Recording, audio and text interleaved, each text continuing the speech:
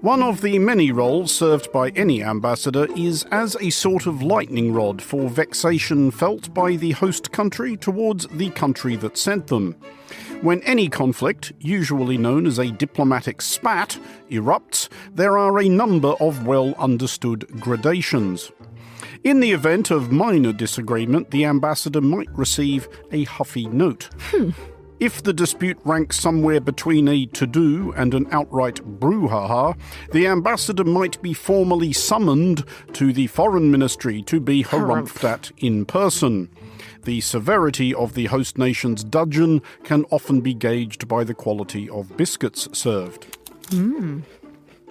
This is all pretty theatrical. As is often the case in politics and diplomacy, the point of the exercise is to be seen to be doing something rather than actually doing anything. Ambassadors get summoned over no end of nonsense. Back in 2008, for example, the UK's ambassador to the Philippines was summoned over a slighting, though obviously willfully absurd reference to a Filipino maid in a BBC sketch programme, after as many as several dozen angry fulminators signed an online petition. Actually throwing the ambassador out, however, is serious. Well, at least where serious countries are concerned. It is not the US of Clinton, it is a different US, and therefore our language must change. We have to acknowledge that in March, the United States instructed South Africa's ambassador Ebrahim Rasool to hit the bricks after he made remarks suggesting that US President Donald Trump was, quote, seeking to project white victimhood as a dog whistle. Though possibly tactless and arguably inaccurate inasmuch as the president is more of an air horn guy than a dog whistle player, this pierced the paper-thin skin of Trump world and thus obliged US Secretary of State Marco Rubio to pretend to be incredibly furious about it. He called Rasool a race-baiting politician who hates America. Honestly, you'd think he and Rubio's boss would get on prior to directing him to the airport. Relatively mild-mannered Australia, however, does not take such action lightly.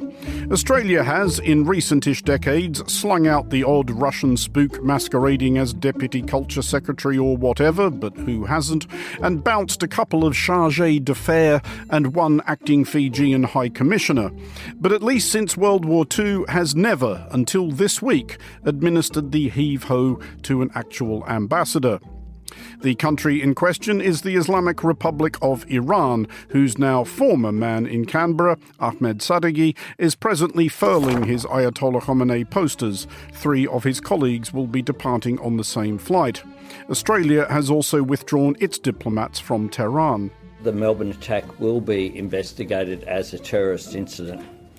Our world-class agencies will provide all the support necessary to find the perpetrators and ensure they face the full force of the law. The path to how we got here begins late last year, with the torching of a kosher delicatessen in Sydney and the firebombing of a synagogue in Melbourne. Australia's Domestic Intelligence and National Security Agency, ASIO, contends that the hoodlums who have been charged with the attacks were ultimately engaged, via a network of deniable proxies, by the Islamic Revolutionary Guard Corps, or IRGC, Iran's preferred vehicle for conducting or orchestrating mayhem abroad. The alleged Sydney mastermind, though on the strength of his publicly released chat logs he seems on balance unlikely to win the quiz show of that name, is one Saeed Musawi, a former motorcycle gang leader who arrived in Australia circa 2005 as a refugee from Afghanistan.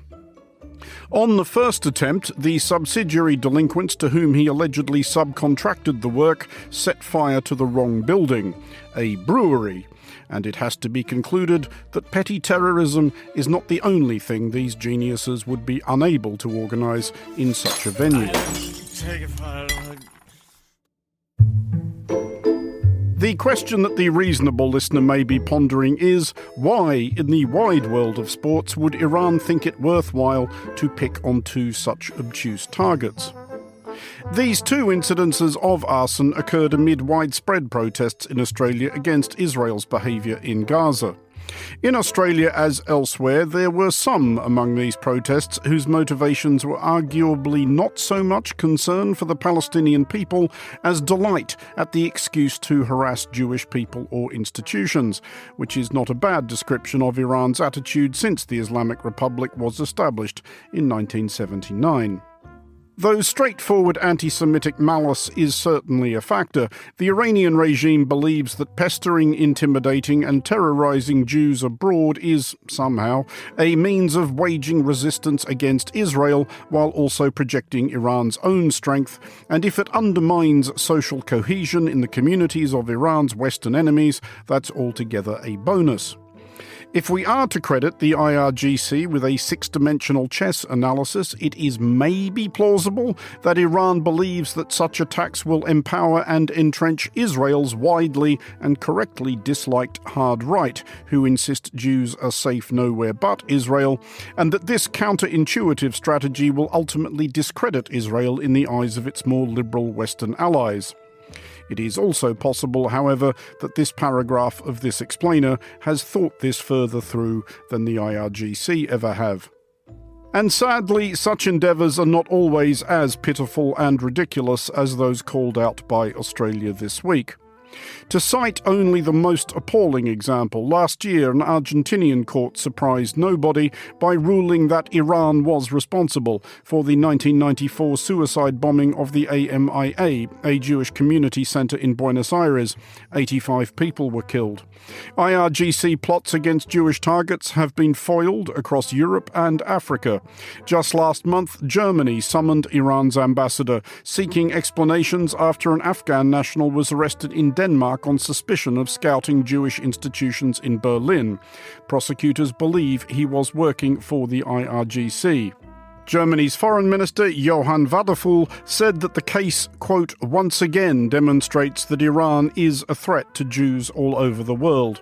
His use of once again was significant and accurate. For Monocle Radio, I'm Andrew Muller.